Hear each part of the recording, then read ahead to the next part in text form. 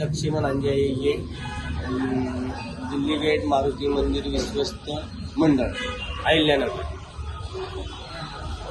सकाळी 4 वाजल्यापासून इथं कार्यक्रम चालू आहेत।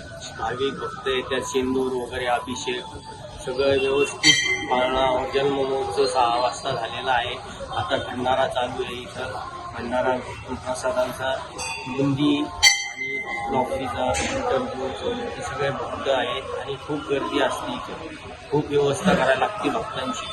लाईनीतून सोडणे, लाईनीतून येणे आणि बाहेर सगळी व्यवस्था केलेली आहे। आज दिवसभर काय कार्यक्रमाचं स्वरूप असणार आहे हनुमान मंदिरात? कार्यक्रमाचं स्वरूप हे काही सगळ्या भक्तांची गर्दी झाली, त्याच्यामुळे त्यांना व्यवस्थित दर्शन घडवणे आणि त्यांची व्यवस्था करणे। काय सांगाल तुम्ही?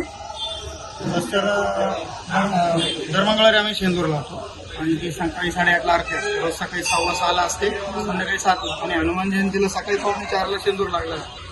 त्याच्यानंतर 5 वाजता अभिषेक सुरू होतो, तो पाऊण तास चालतो, म्हणजे 5:45 वाजेपर्यंत। त्यानंतर 15 ते 20 मिनिटं रामनामाचा जप होतो। मग पाळण्याचा कार्यक्रम म्हणजे जन्मोत्सवाचा कार्यक्रम। त्यानंतर आरती होते, आरतीनंतर लगेच प्रसादाचा वापर सुरू होतो।